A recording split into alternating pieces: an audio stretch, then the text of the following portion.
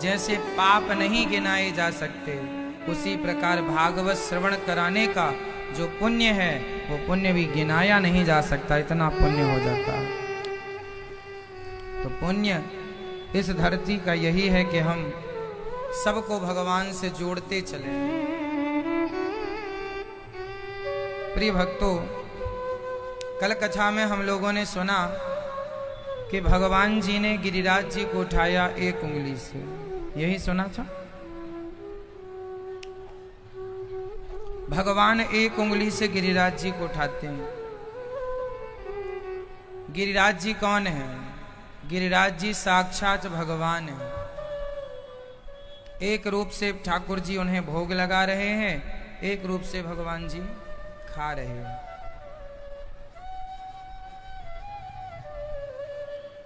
गिरिराज जी के रूप में आज हम सबके मध्य भगवान श्री कृष्ण ही विद्यमान हैं। हम बड़भागी हैं कि हम उस दौर में जन्म लिए हैं जहां वृंदावन, गिरिराज जी, गोवर्धन अर्थात नंदगांव, बरसाना सब कुछ है। कलयुग का अंत आते आते ये सारे तीर्थ विलुप्त हो जाएंगे, ये सारे सदग्रंथ विलुप्त हो जाएंगे, ना कहने वाले रहेंगे ना सुनने वाले बचेंगे। कलयुग का इतना भयंकर प्रभाव आने वाला है कि लुप्त हों ये सदग्रंथ तुलसीदास जी रामचरितमानस में लिख चुके हैं। कलयुग का अंत जब होगा, कलयुग की जब चरम सीमा आएगी, तब सारे वेद पुराण ग्रंथ, तीर्थ इत्यादि सब विलुप्त हो जाएंगे।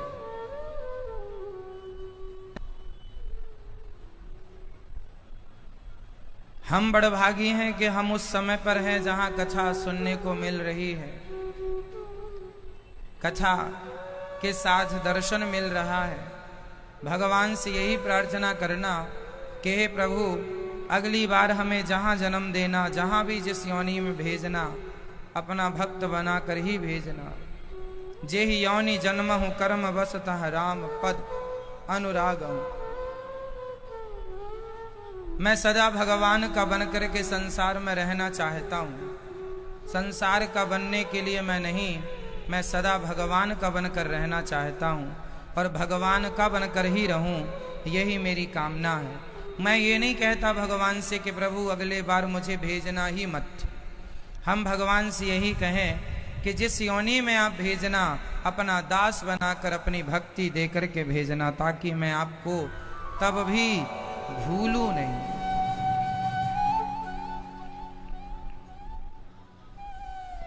अर्थ न धर्म न काम रुचि, गति न चाहु निर्वाण, जन्म जन्म रति राम पद यह वरदान नया। ना अर्थ न धर्म न काम न मोक्ष की कोई अभिलाषा नहीं, कोई चाहत नहीं है, एक ही कामना रह गई है, बस भगवान का बन के रहने की। गिरिराज जी की शरण में जब सारे ब्रजवासी आए, भगवान से कहा प्रभु मेरी रक्षा कीजिए, इंद्र तो मूसलाधार पानी बरसा रहे हैं। भगवान ने तुरंत गिरिराज जी को अपने कनिष्ठिका पर धारण कर लिया। सब देखते रह गए, एक उंगली से पूरा पहाड़ उठा लिया। अपने भक्त के लिए भगवान पहाड़ उठाने को तैयार है। कोई भक्त भगवान की शरण में जाए तो सही, भगवान कहते हैं मैं तुम्हारे लिए पहाड़ उठाने को तैयार हूं, तुम मेरे बनो तो सही। अब भगवान गिरिराज जी को स्थापित करते हैं और गिरिराज जी को स्थापित करके भगवान पुनः सारे ब्रजवासियों को आनंदित करते हैं। आप लोग भी अपने जीवन में वृंदावन आओ, गिरिराज जी की परिक्रमा लगाओ, वृंदावन की परिक्रमा लगाओ। कहते हैं जो वृंदावन का एक चक्कर लगा लेता है, एक चक्कर मीन्स एक परिक्रमा, जो वृंदावन का एक चक्कर लगा लेता है उसे 84 का चक्कर फिर लगाना नहीं पड़ता। इसलिए आप लोगों ने लगाई परिक्रमा वृंदावन की, जरूर लगाइएगा। आज एकादशी है, अभी नहीं लगा पाए तो शाम को लगा लीजिएगा। आज एकादशी है। आज तो परिक्रमा लगानी ही चाहिए। शाम को लगा लीजिएगा, सवेरे लगा लीजिएगा, कभी भी लगाइए। वृंदावन की परिक्रमा तो एकादशी पूर्णिमा से कोई लेना देना नहीं, कभी भी लगा सकते हैं। गिरिराज जी की परिक्रमा भी कभी भी लगाई जा सकती है। पूर्णिमा को विशेष रूप से लोग लगाते हैं। पूरी रात परिक्रमा चलती है पूर्णिमा को गिरिराज जी की। कहा यही जाता है कि जो भगवान गिरिराज जी का वृंदावन की परिक्रमा लगाने का अर्थ क्या है? भगवान में सारे ब्रह्मांड हैं, भगवान में सब कुछ समाया है, और वो भगवान इस धाम में आए हैं। तो यहाँ पर रहने वाले गोविंद की परिक्रमा लगा लो, धाम की परिक्रमा लगा लो, तो सारे ब्रह्मांड की परिक्रमा, पूरी पृथ्वी की परिक्रमा लगाने का पुण्य मिल जाता है। गिरिराज जी में और वृंदावन में ऐसे कितने साधु संत हैं जो परिक्रमा 12 महीने लगाते हैं, परिक्रमा में ही रहते हैं, परिक्रमा में ही खाते हैं, और रोज परिक्रमा ही। जब परिक्रमा में ही कहीं सो गए, जागे तो फिर परिक्रमा चालू। एक दिन में 2-2 बार परिक्रमा लगा लेते हैं। मतलब चलना खाना सब परिक्रमा में ही, वो परिक्रमा छोड़ के नहीं जाते कहीं। और जो धाम के प्रति ऐसी निष्ठा बनाता है उसे निश्चित भगवत दर्शन होता है। ये वृंदावन में सामान्य बुद्धि लेकर ना आइएगा, सामान्य सोच लेकर ना आइएगा। ये धाम है, ये वृंदावन है। यहाँ तो बस भगवान का अनुभव कीजिएगा। यहाँ तो कण कण में गोविंद समाये हैं। ईश्वर तो सब जगह समाये हैं, पर फिर भी यहाँ भगवान की विशेष महिमा है। यहाँ यमुना जी प्रत्यक्ष भगवान की पत्नी। यहाँ निधिवन और सेवा कुंज है, जहाँ ठाकुर जी आज भी नित्य रास रचाते हैं। निधिवन और सेवा कुंज में ठाकुर जी आज भी अपनी सखियों के संग रास रचाते हैं। आज भी मतलब आज की रात जो बीत गई इसमें भी रचाया, जो आज की रात आने वाली है इस पर भी रचाएंगे। ये धाम है, यहाँ की जितनी महिमा गाएं, वेद पुराण भरे पड़े हैं वृंदावन की महिमा से। आप लोगों के भी भाग्य की मैं क्या सराहना करूं, आप भी कम बड़भागी नहीं है। वृंदावन की धरती पे आ जाना, ये बिना भाग्य के ये नसीब नहीं होती। यहाँ की माटी, यहाँ की धूल, यहाँ की रज।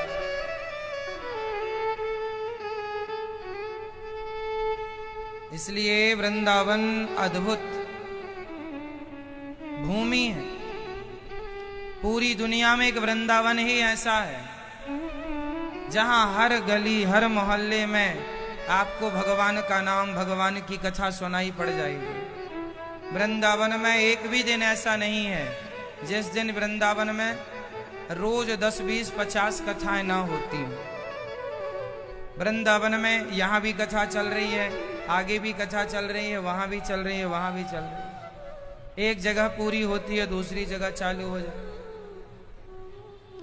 कहीं ना कहीं कथा अभी भी वृंदावन में 20, 25, 50 जगह से ज्यादा कथाएं चल ही रही होंगी। भागवत चलती ही रहती, यहाँ भागवत कभी बंद नहीं होती, चलती ही रहती है। उस गली में कथा, उस गली में कथा। यहाँ तो बस हर गली से बस एक ही ध्वनि निकलती है कि कृष्ण कब आओगे। गोपियां पुकार रही हैं, गोविंद कहाँ चले गए हो, कब आओगे। यहाँ तो बस पढ़ने वाले बच्चे भागवत पढ़ रहे हैं, गुरुजन भागवत पढ़ा रहे हैं। यहाँ तो घर घर बच्चों का नाम। यहाँ जब भी किसी बच्चे का जन्म होता है तो यहाँ पर ब्रजवासी अपने बच्चों का नाम गोविंद, गोपाल, माधव, मनमोहन, मदन, मुरारी, गिरिवरधारी इत्यादि ही रखते हैं। यहाँ डबलू बबलू कोई नहीं रखता अपने बच्चों का नाम।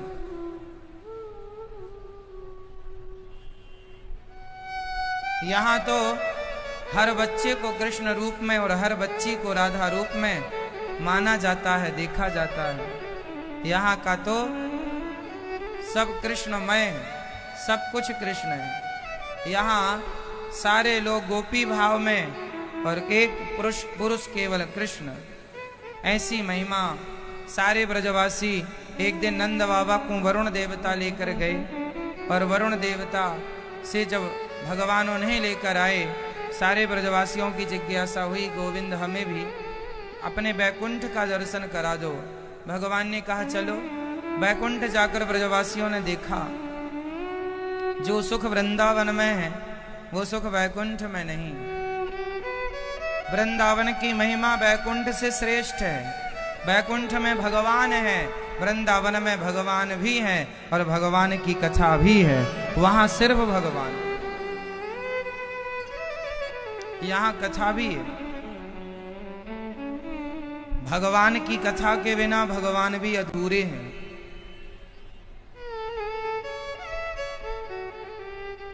जहां राम जी होते हैं ना, जरूरी नहीं है कि वहां राम जी की कथा हो। जहां श्याम सुंदर होते हैं, जरूरी नहीं है कि वहां श्याम सुंदर की कथा हो। पर जहां कथा होती है वहां निश्चित भगवान की उपस्थिति होती है। इसलिए राम से अधिक राम कर नामा, इसलिए भगवान से अधिक भगवान के नाम की महिमा है। भगवान से अधिक भगवान के भक्तों की महिमा। भगवान से अधिक, इसलिए वृंदावन तो वृंदावन है।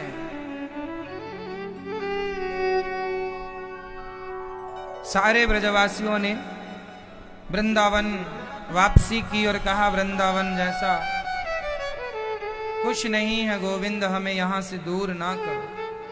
आज भगवान यमुना के पुलिन तट पर खड़े होकर सुंदर सी बांसुरी बजा रहे हैं। सारी गोपियां अपने काम में मस्त हैं। तभी भगवान ने भगवान पिता रात्रि शरदोत्फुल्ल मल्लिका वीक्षिरन्तुं मनश्चक्रे योगमाया मुपाश्रितः। आज भगवान ने सुंदर सी रात्रि, शरद पूर्णिमा की रात्रि थी, यमुना के तट पर खड़े होकर एक पांव को दूसरे पांव पर टेढ़ा सा किया और खड़े होकर श्याम सुंदर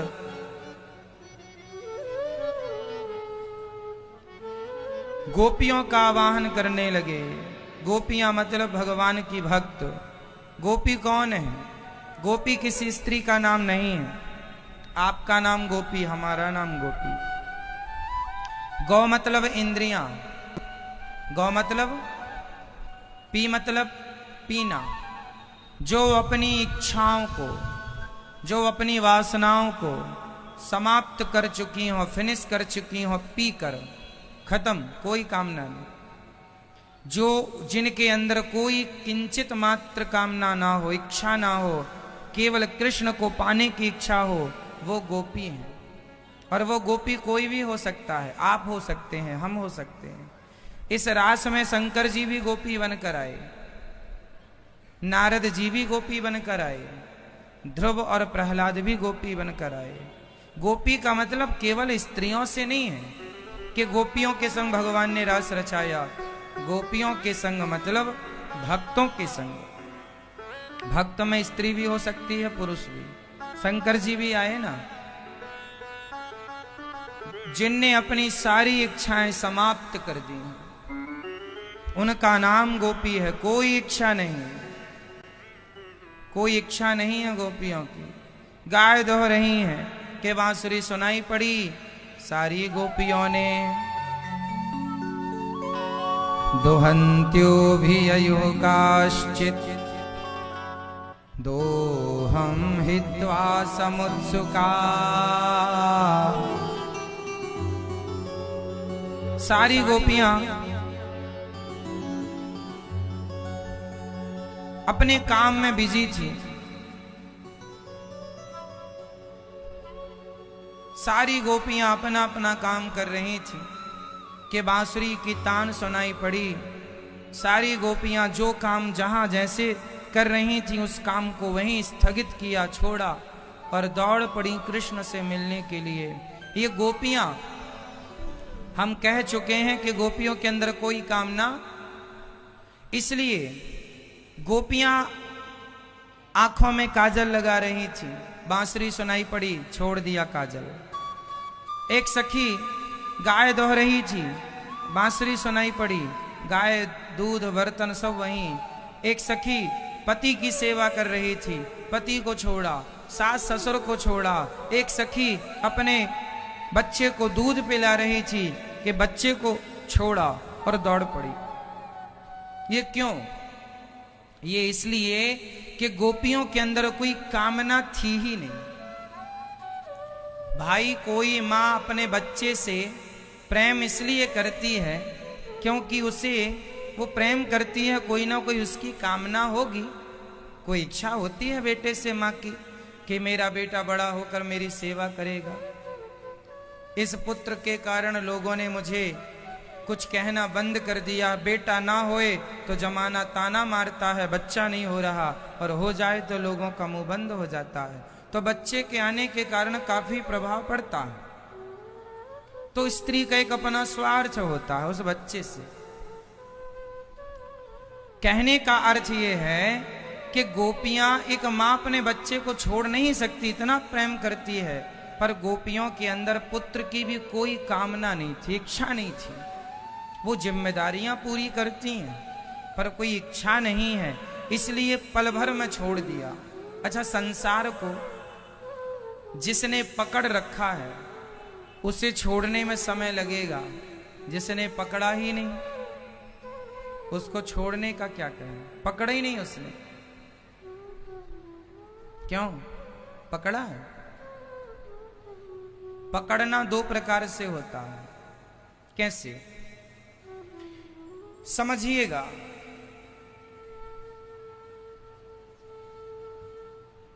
आपके बेटे को आप भी पकड़ती हैं, मतलब मां भी पकड़ती है, और आपके बेटे को ही आपके घर में काम करने वाली, काम करने आई जो बाई है, वो भी आपके बच्चे को पकड़ती है, नहवाती है, धुलाती है, उसे मालिश करती है, सब सेवा करती है। तो बेटे को माँ भी पकड़ती है, बाई भी पकड़ती है, दोनों की पकड़ने में अंतर है। क्या अंतर है? माँ ये कहकर पकड़ती है कि ये मेरा है, और बाई ये कहकर पकड़ती है कि ये मेरा नहीं है ना, मेरा तो घर पे सो रहा है, ये मेरा नहीं। वो काम पूरा करती है, आपके बच्चे को बढ़िया नहलाएगी, धुलाएगी, प्यार से पुचकारेगी, सब करेगी, पर वो ये मानती है कि ये मेरा नहीं, और आप मानती हो कि ये मेरा है। बात समझ में आ रही है मैया? आप कहती हो ये मेरा है, बाई कहती है कि ये मेरा नहीं है, काम करती है। बस यही है, संसार में कैसे रहना है ऐसे रहो जैसे काम वाली बाई आपके घर में रहती है। काम सारा आपका करती है, बच्चे आपके संभालती है, पर वो ये मानती नहीं है कि ये मेरे हैं।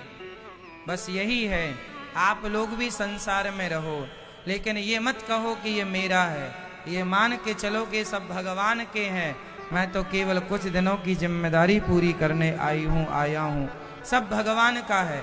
तो पकड़ कर भी ना पकड़ने जैसा यही है। मैं पकड़ कर भी नहीं पकड़ा, पकड़ कर भी साधु संतों को भी आप देखते हैं कि वो भी अपना जीवन जीते हैं, परंतु वो दिखते तो हैं कि पकड़ रखा है सब, पर वो पकड़े नहीं होते।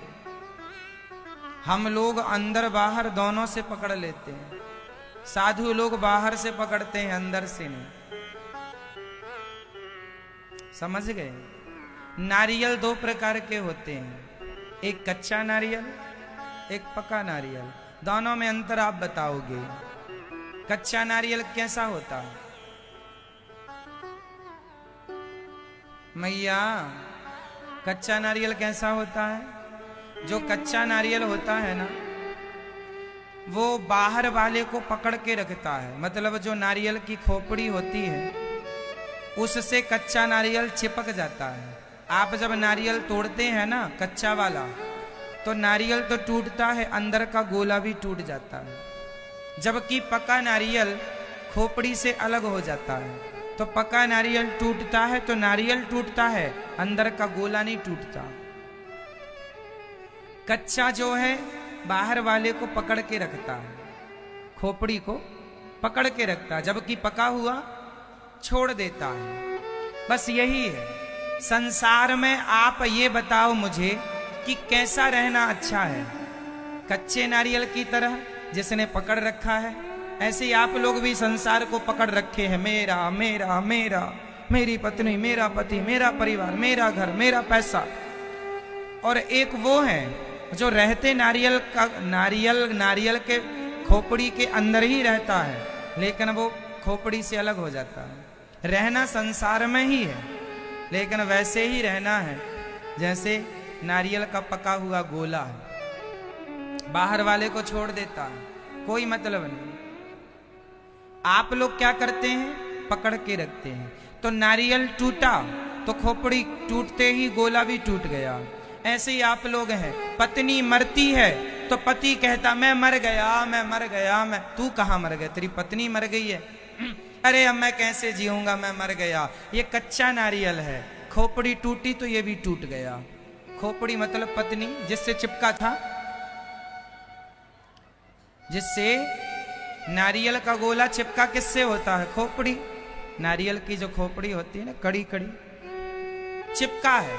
तो पति चिपका है संसार से, बच्चों से चिपका है, पत्नी से चिपका है, पैसों से चिपका है, परिवार से चिपका है। परिवार को कुछ भी होता है, अरे मैं तो लुट गया, मैं तो बर्बाद हो गया, मैं तो मर गया। तू कहाँ मर गया? ये वही है ना कि खोपड़ी टूटी तो गोला भी टूट गया। आप कच्चे हैं। यदि आप संसार के साथ कुछ होता है तो उसका प्रभाव आप पर भी पड़ता है। पत्नी को कुछ होता है तो आप भी प्रभावित होते हैं। बच्चे को कुछ होता है आप भी प्रभावित होते हैं। क्यों? क्योंकि आपने पकड़ रखा है। और पका हुआ नारियल खोपड़ी टूटती है तो गोला प्रभावित नहीं होता। जो अज्ञानी है वो संसार को पकड़ के रखते हैं। कुछ भी हुआ वो अपने आप को प्रभावित मानते हैं। पका हुआ भक्त वही है जो बाहर कुछ भी हो जाए संसार में, जो हो रहा है। नरसिंह मेहता का बेटा मर गया, लोगों ने कहा नरसिंह बेटा मर गया। नरसिंह बोले भगवान की कृपा है, जहां से आया था वहां चला गया, जिसने दिया था उसने बुला लिया।